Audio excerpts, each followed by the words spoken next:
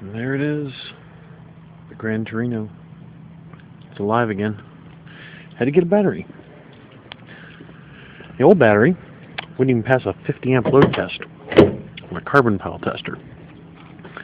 So, went to the junkyard because, you know, I don't have $150 to buy a brand new battery, or $110 for a cheap one, or an $80 economy one, but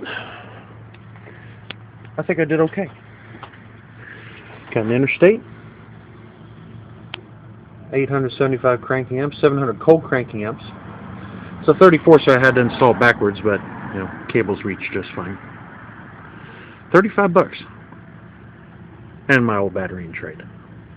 But this thing's doing great. I've rewired my starter. This is now the trigger wire. This comes from the ignition. This goes down to the starter. And now the big honking starter cable is attached over here. I still have a problem with this car though. It starts and runs great. I can drive it. That's a little bit irritating. Let me see if I can get in here if you can see this.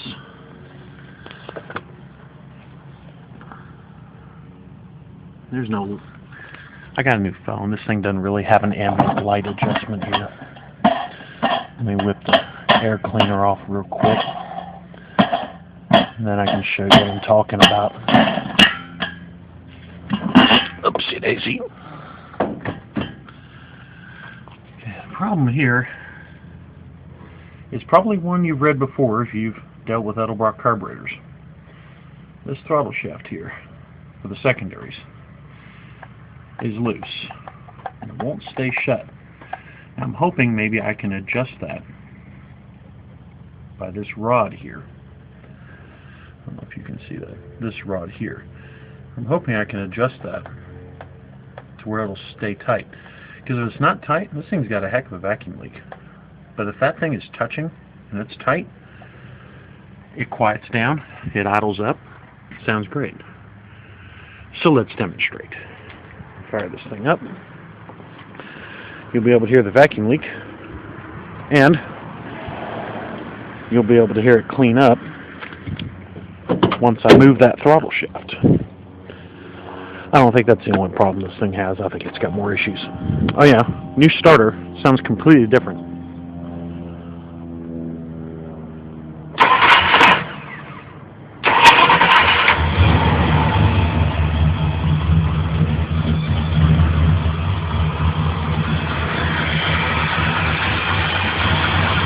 So I'm sure you can hear the squealing of vacuum leaks. But push my finger right here.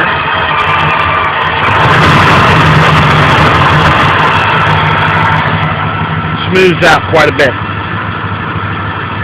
And that is my issue right now.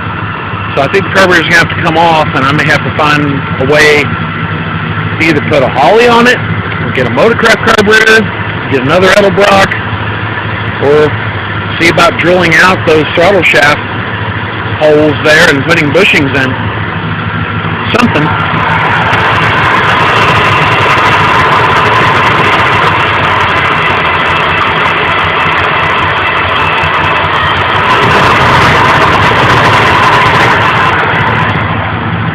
Still not sure where the other vacuum leak's coming from, but I'll work on that.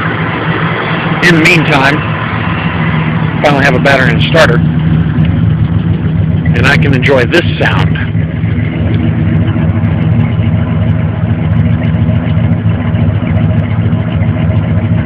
Because that just sounds good.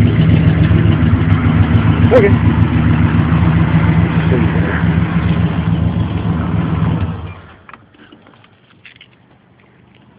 I get to put everything back together. Close the hood and see how long it takes to transfer 5 minutes of video on my computer.